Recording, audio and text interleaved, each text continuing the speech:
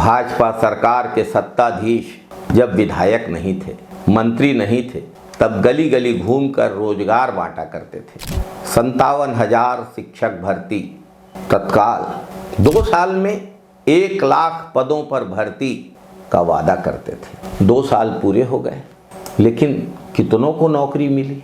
कितनी शिक्षक भर्ती हुई? 0। एक बड़ी दिलचस्प जानकारी हम आपको अपने इस वीडियो में देंगे। भाजपा सरकार में जो मंत्री हैं, दरअसल वो मंत्री नहीं हैं, वे तो खुद दिए गए टारगेट्स को पूरा करने के लिए काम कर रहे हैं जैसे कोई नौकरी करता है। किसके टारगेट हैं? आज इस विषय में विस्तार से बात करेंगे।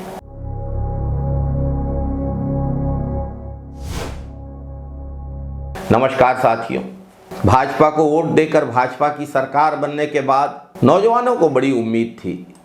उम्मीद लेके नौजवान भाजपा के विधायकों के पास, मंत्री जी के पास रोजगार मांगने जाते हैं। सरकारी नौकरी लगवा दीजिए, शिक्षक की पोस्ट निकलवा दीजिए, 1 लाख भर्ती कर दीजिए, और कुछ ना हो तो किसी प्राइवेट कंपनी में नौकरी लगवा दीजिए। पूरे चुनाव भर भाजपा के नेता रोजगार देने का ढोल पीटते रहे, लेकिन अब भाजपा के विधायकों का, मंत्रियों का, सत्ताधीशों का क्या जवाब होता है?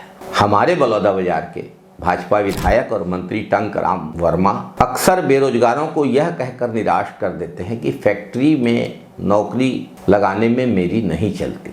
मतलब स्थानीय विधायक और मंत्री अपने क्षेत्र के युवाओं को अपने ही क्षेत्र के लगे प्लांटों में नौकरी नहीं दिला पा रहे हैं। इतने अक्षम हैं कि राज्य सरकार की मंत्री की बात प्लांट का प्रशासन नहीं सुन रहा है। चलिए मान लेते हैं मंत्री जी सही कह रहे होंगे, लेकिन वेंडर कोर्ट खुलवाने में, ट्रांसपोर्टेशन का काम दिलवाने में, पैकिंग प्लांट का काम दिलवाने में मंत्री जी अचानक सर्वशक्तिमान बन जाते हैं। अचानक शक्तियां आती हैं, शक्तिपात होता है। यूथ आइकॉन वित्त मंत्री ने तो सीधे सीधे कह दिया कि पैसा नहीं है तो नौकरी कहां से दें। जब ना विधायक थे ना मंत्री, तो गली गली में घूमकर रोजगार बांटते रहते थे। आज मंत्री बन गए हैं तो रोजगार के नाम पे हाथ जोड़ रहे हैं। एक वादा नियमितीकरण का भी इन सत्ताधीशों ने किया था।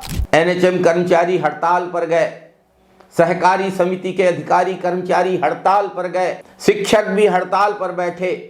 किसी से तो किया गया वादा इन्होंने नहीं निभाया, लिखित में किए गए वादे भी नहीं निभाए। भाजपा सरकार ने छत्तीसगढ़ को हड़ताल गढ़ बना दिया है। अब भाजपा सरकार के मंत्रियों को बड़ी परेशानी है कि नौकरी कहां से दें। उनकी तो खुद की नौकरी खतरे में है।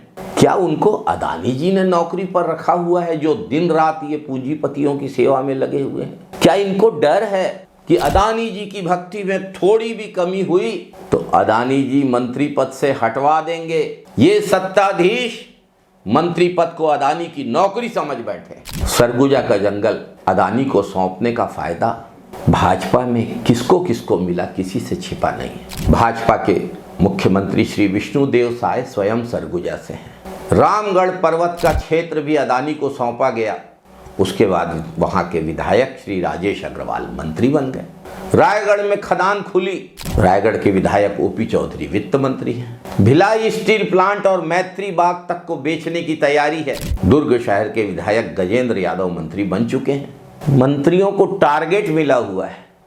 आजादी की लड़ाई के समय नेताजी सुभाष चंद्र बोस ने नारा दिया था, तुम मुझे खून दो मैं तुम्हें आजादी दूंगा। अदानी का नारा है, तुम अपने क्षेत्र के जंगल, अपने क्षेत्र की सरकारी संपत्तियां मुझे दो, हम तुम्हें मंत्री बनाएंगे। साथियों, जनप्रतिनिधि उसको ही चुनना चाहिए जो आपकी आवाज सुने, न कि आपके वोटों से विधायक और मंत्री बनके किसी उद्योगपति की चाकरी करने लगे। छत्तीसगढ़ की जनता समझ रही है कि भाजपा की सरकार किसके लिए काम करती है और किसके लिए नहीं करती है।